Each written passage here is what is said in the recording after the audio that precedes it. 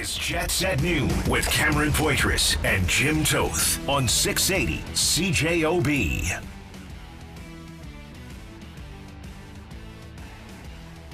Let's make it clear. 55 got hurt from the Faxa hit. He played 6 minutes after the Shen hit. He didn't come back after he got rocked by Faxa. Well, I didn't know Monty got his medical degree. I'm trying to say how our player got hurt. He's way off base. Should not make that comment. There's some things that have been going on in this series, and that was a repeat of what we've seen before.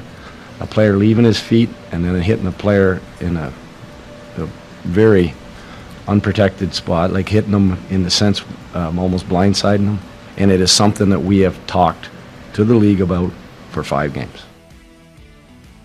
The Winnipeg Jets win last night, 5-3 over the St. Louis Blues, taking a 3-2 best-of-7 lead, heading to St. Louis to play the Blues and hopefully finish this series off in 6 games. All they got to do is win in St. Louis, a place where they were outscored, Jim, in games 3 and 4, 12-3. Jets at Noon is brought to you by Wash Method Car Wash, 690 St. Anne's Road.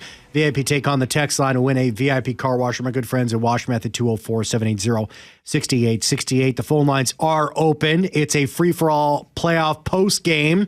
So the lines are open. You want to give us a ring, 204-780-6868. Of course, you can always send us a text as well. Hey, the winner might not be on the text line for that VIP car wash. It might be somebody who calls in. And, of course, we're coming at you live from the Boston Pizza Studio. Celebrate the whiteout at Boston Pizza, your go-to place for the playoffs. Jim Toth, how you feeling? How you feeling today? I think it was a great night to be a Jets fan. I think it was a great night to be a Jets player. I think it's, as I said, as a pro athlete, as most of us in life, if you have a chance to change your own narrative, you got to take advantage of the chance. And I thought they did that. They won a playoff game on home ice with Connor Hellebuyck letting in a terrible goal in my mind, but still playing very good otherwise and making some key saves, without Mark Scheifele for the predominance of it, and without Nick Ehlers. And they're up 3-2 in a series where different top 6 players, but they're missing 2 of their top 6 players and 2 of their top power play guys. That's what's lost in this series, Cam, that it hits me when it was 2-2.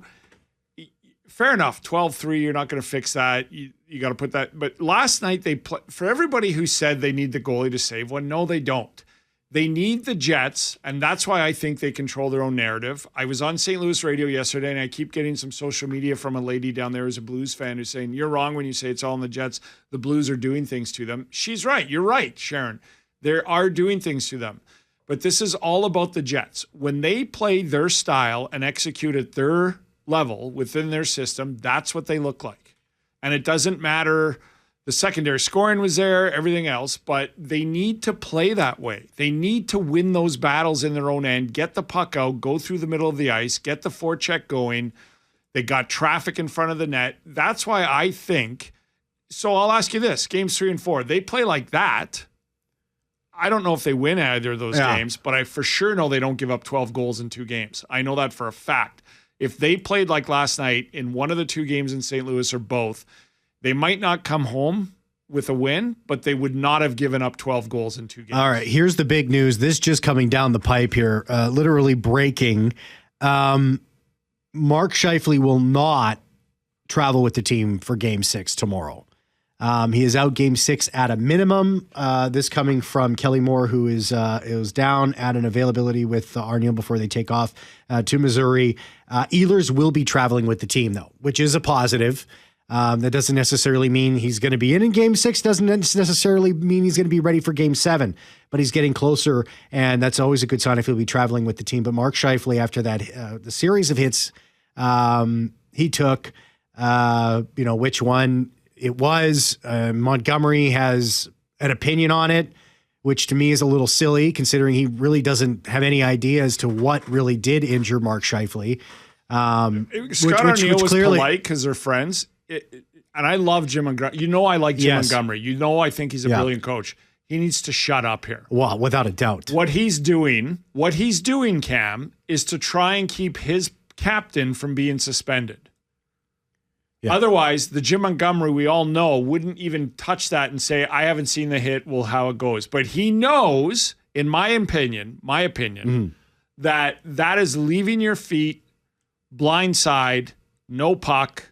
Puck was around there, but predatory hit that could lead to a 1-game suspension. So he's going out of his way to tell us where another player got hurt when he has no clue where he got hurt. But he does know if he got hurt in a certain hit that could see one of his top players suspended. Yeah. So he comes out and says, this is where he got hurt. You have no freaking clue when he got hurt. Well, yeah, that's my opinion on that. Or you have a very good clue where he got hurt, and you don't want that player that hurt him to be suspended. Let's go to the phone lines. Nick from New York. Hey, Nick, how are you? Well.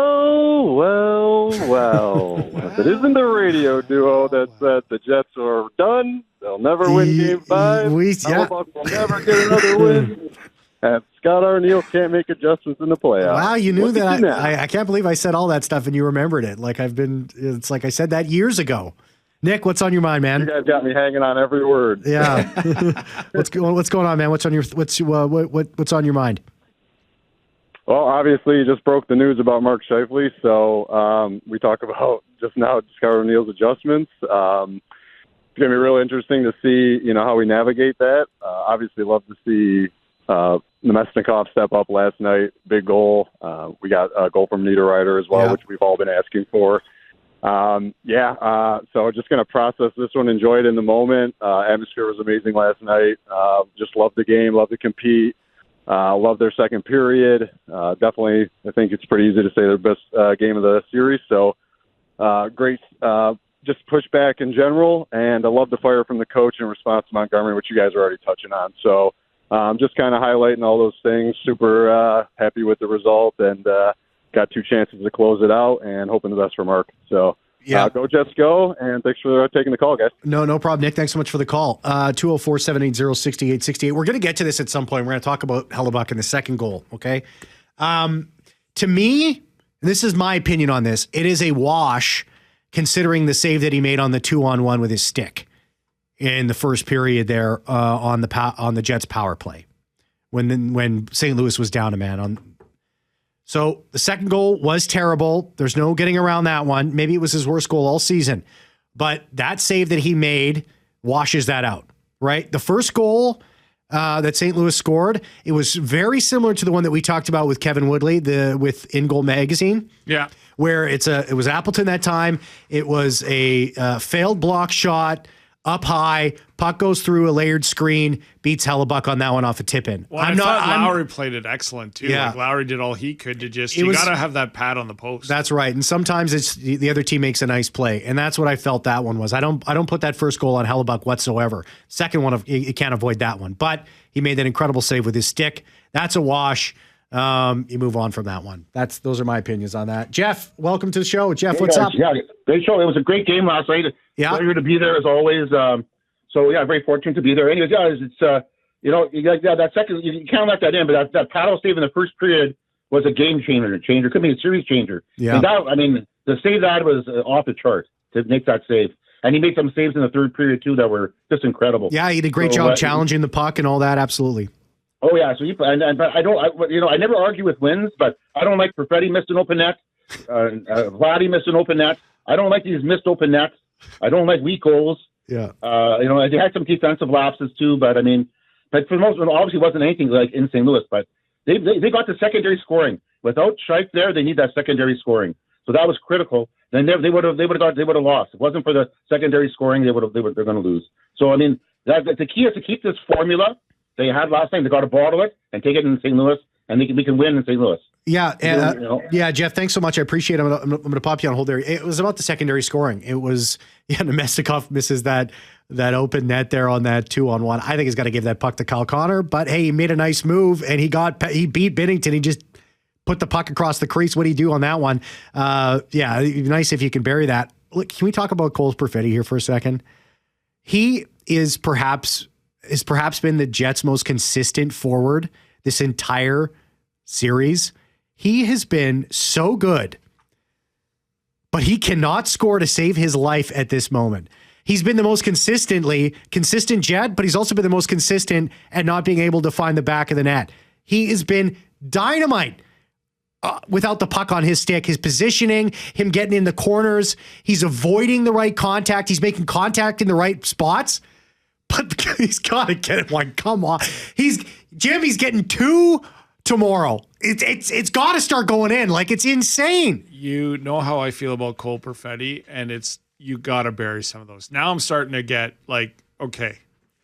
Yeah. And I don't know what to do for him or tell him or not that he's going to listen to me. I'm not saying, but I'm just saying, like, you can't have that many chances and not, and I'm not going to say one, Cam. You cannot have that many chances through 5 games and not bury 2 of them, 2 or 3 of them. Well, I agree. Yeah, he's got to. So, but I mean, hey, you never know when it's going to go in, right? But sooner rather than later with no Scheifele.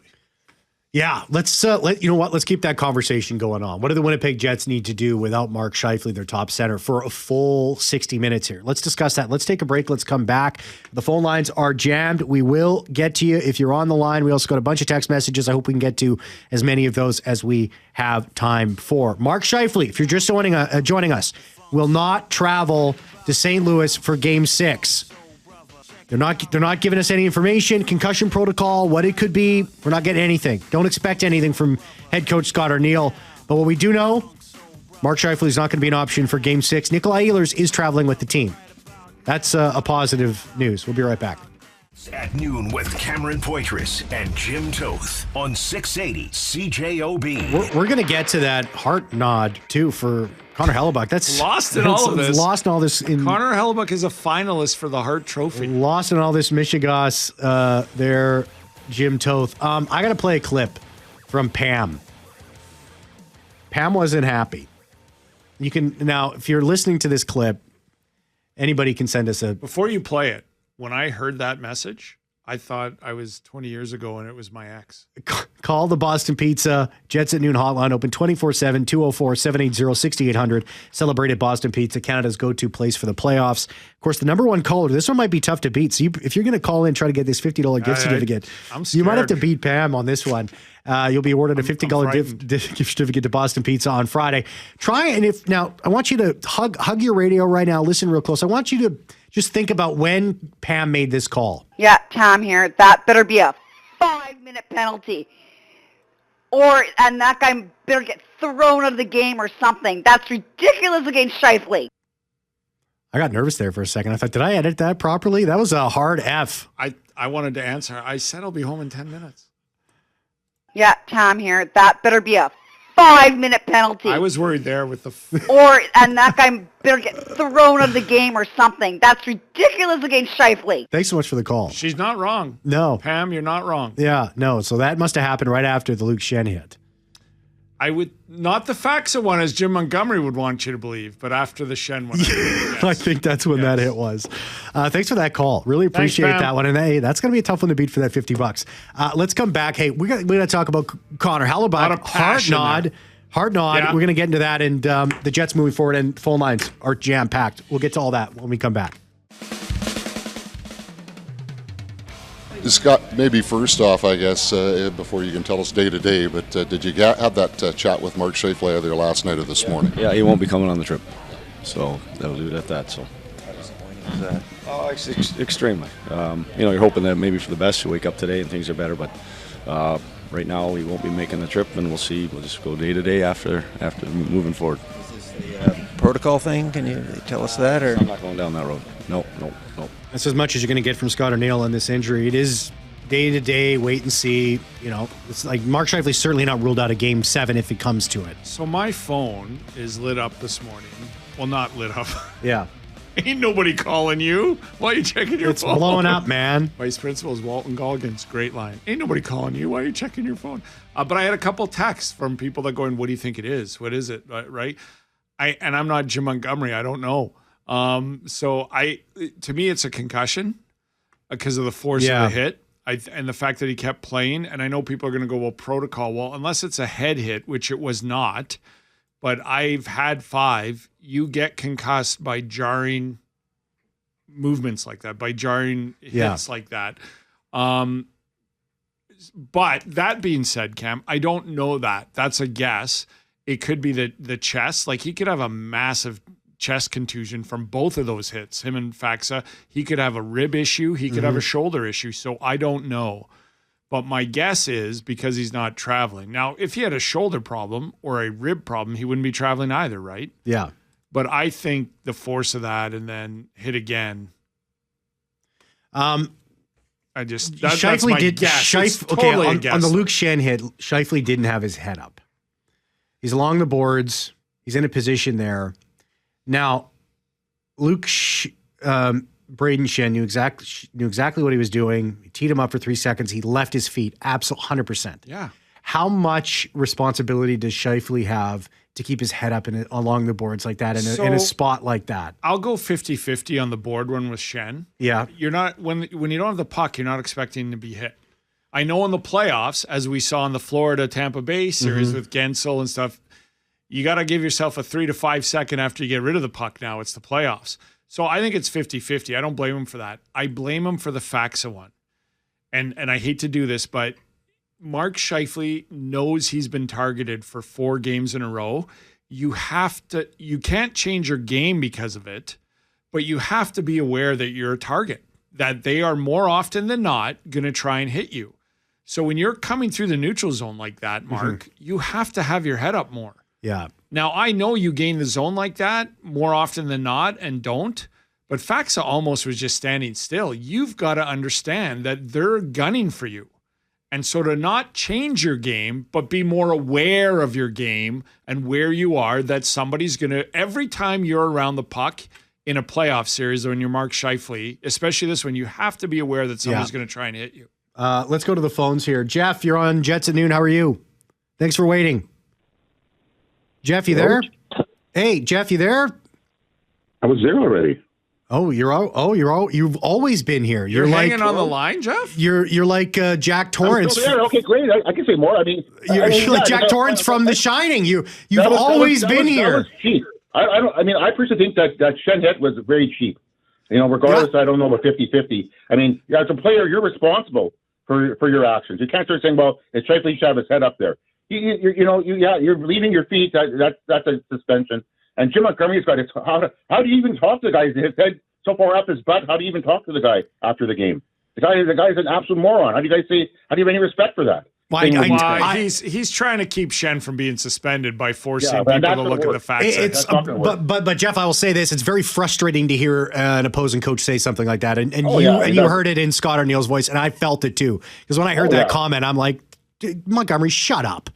We were listening driving home after the game, listening to him. I'm like, how dumb is this guy actually saying something like that? We're listening on CGOV after the game. Yeah. Well, as soon as he said it, I said he's trying to keep Schenn from being suspended. Yeah. He'd rather Faksa get suspended, and he knows Faksa's hit isn't a suspension, so that's what he's doing. But I mean, that's what elevates it, right? Like Montgomery and Arneal are friends. They know each other at least. Yeah. They used to play together for the Moose, and Arneal's like, dude, this is disgusting. There's one of our players is hurt, and you're trying to protect your player. Yeah. And I get it, right? It's a playoff series, but still. So, anyways, thanks, Jeff. Thanks for the call, Jeff. Appreciate it. Yeah, you're welcome. Yeah. We got two. Let's go to Randy. We got 2 Randys on the line. We'll go to the first Randy here, and then we'll get to Sharon. Hey, Randy, what's up? Hello. Hey, Randy, what's going on? Good. Got the right Randy. Hey, congratulations. You guys do a great job. Really enjoy the show. Thank you. A question. Usually I'm not a ref guy, but I've watched all the games this year, and it seems every time we have an issue with some type of event happening, Kelly Sullivan is involved. And again, last night, he's involved. He didn't review the play. Should have at least reviewed the play. It's getting to be a trend almost. What do you guys think? Well, the play should have absolutely been reviewed. No doubt about it. Do not get me started on this. Everybody who's ever listened to this program or me on any program, the officiating caught up to the National Hockey League in the Tampa Bay series because you cost Tampa Bay a game. You saw a guy elbow a guy in the chin who got a 2-game suspension for it, and not one penalty was called. And that player is out. And now he's out of the playoffs. That is on the officiating. This game is fast, it's quick, and you're not going to see everything. You're going to see a guy elbow somebody in the head when you're standing right there, and there's 4 other officials there. And by not even giving him a penalty on the play, he scores the game go-ahead goal. and cost a team a game. The officiating that's owned and run by the National Hockey League, I'm convinced, cost a team a game in the playoffs because of your unwillingness to discipline and call plays. To last night, Scott Arniel's right. 2-minute penalty, you have time to review that. If you review it and go, he didn't leave his feet or do whatever, that's a different argument. You're wrong, blah, blah, blah. But to not take the time to review that is asinine. And here's the problem. The NHL doesn't care. You're tuned in. The thing is, they don't care. No, but this is they love this because in Game 6, somebody's mad at Shen. And here we go. Well, you're totally right. Stir it up. No, you're absolutely right. Let's get some more ratings. What is everybody talking about too? Right? That's the thing about missed officiating calls that people sometimes I don't think consider is that then everybody on every radio station that's following sports, they're all engaged because they're ticked off at a call that the ref made. Cam, it's engaging. It's so infuriating. But that's the way it is. It's so infuriating because here's the problem, is why I think the NHL is to blame. If you give a 2-minute and decide to look at that and review it as a 5-minute in a game or just leave it at 2 minutes, what's the harm? If it's 5 in a game, the officials didn't blow a call. You reviewed it and got it right. What's the argument from St. Louis? Nothing. You actually spent time to look at it and made a call. So I can't argue with you. And if you just leave it at 2 minutes, what's the Jets going to say? He left his feet, he did this. Well, we didn't feel that way and blah, blah, blah. Well, at least you reviewed it. The fact that you wouldn't even review it tells me you don't care. Thank you for listening. Thanks, Randy. I feel better. Appreciate the call. Thank you, guys. Thanks. Hey, Sharon, you're on Jets and Noon. What's up? Well, I don't know if it's my imagination or not, but it seems to me pretty much every goal that St. Louis scores against us, we have a Luke Shen on the ice who is playing for St. Louis. You think Luke Shen is trying to get his brother to win, allow his brother to win? Sharon, that is. I'm sorry. I appreciate the phone call. That is a wild claim. I know it's wild, but have you looked at the Sharon? You're half right. You're half right. He is on the ice for a lot of goals against, but the other half of him not wanting to win or want his brother, that's not right. Okay, I know that. But what about last night? They said Luke Shen blocked a shot. Could you imagine? He blocked a shot. Well, he's blocked a lot of shots, though. But I get you. The third goal was how he let Walker sort of run him into the boards, and then he couldn't get up on time. And I'm like, you gotta get up. You talk about team goals against. That was a team goal against. That was another one of those events. Yeah, where was everybody on the ice contributed to that one. Okay, that's all I have to say. But I'm so happy that we won, and I'm so sorry for Scheifele, and I hope he heals quickly and comes back for the next round because we're going to take it tonight, or pardon me, tomorrow. Thanks, Sharon. Have a great day. Take care. You too. Thanks so much for the phone call. That was a very nice call from Sharon. I appreciate that. It is nice. Hey, Rolly, what's up? Thanks for joining the show. Yeah, I just wanted to mention if a hit like that happened to Scheifele happened to McDavid or to Matthews, there would be guaranteed a suspension. But the Jets are always the league's punching bag, it seems. Well, I don't know if there's going to be a suspension or not. It seems like it's not even being reviewed. I'm not even. I think. Well, Tyson Ruwicki told me that he had seen that there wasn't a hearing. There's not a hearing. I don't think there's going to be a hearing. Suspended, and here we go. Right? Yeah. So we just got to suck it up. The part of this also that sticks out to me is Scott said Arniel said that we've been talking about this all series. Players leaving their feet to make hits. I mean, it's against the rules. You can't leave your feet to make a hit. No, you can't. I don't think and I want to emphasize this for St. Louis as well. I don't think the officiating has been good in this series at all. I don't think there's been one game where I go, that's been a well officiated game. And to St. Louis's side too. Last night a Jet guy gains his zone and he gets hooked so much that his momentum's pulled back, no call. I just make the call. You're not influencing the game. The players who are committing the penalties are influencing the game, but we know they're not going to. It's this time of the year and yada, yada, yada. Who's not going to watch Game 6 tomorrow night? Well, that's exactly right. Everyone's going to be tuned in, and that's just the way it is. Thanks for the call, Rolly. Appreciate it. Yeah, you're welcome. Thank you. Who we got next? We got Keith. Hello, Keith. Hey, how you guys doing today? Good. How are you? Good. What's going on? Sorry, just driving here. But hey, just setting a bit of a precedence on that Schenn hit. Left his feet and everything. I remember a few years back when a particular Canadian player went around the net trying to stuff it in, and Mark Scheifele there, he let up a bit and didn't go all the way through and hit him cleanly, and he gets 5-game suspension for that. Oh, you want to open this can of worms? He did not let up, and he did not. I don't know about. Wow, cleanly listen, Jim and I don't agree on this one. Yeah. I do not think that was a 4-game suspension. I think it's ridiculous. I do agree with this, still Keith. am upset about it. If that's 4 games, then you can hand out about 3 more 1 games in this first round. Yeah. Very easily. How can you say that Schenn hit leaving the ice, exploding upward into a player? Like Trouba was getting a lot of crap for doing this exact same thing. Right. Well, let's just look at the Florida series. It should be a 1-game suspension. I don't think that's outlandish. Hagel gets a game for that hit on Barkov. Fair enough. He didn't have the puck. Same kind of blind side, right? Like he's not got the puck, so he's not looking.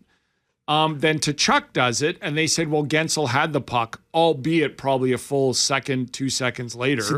So that's not a suspension. I'm going, okay, I guess. An elbow pad to the jaw that knocks a guy out. Not even a penalty. Yeah. Gets a 2-game suspension. I don't know what's wrong with reviewing this with here's the other problem. What's wrong with reviewing it and going, it's a $2,000 fine? Why? Because you left your feet. Yeah. You can defend it by saying it wasn't, predatory or late. So here's a fine. Don't do it again. It's the precedent, though. It's like if you call what precedent are you setting by no hearing?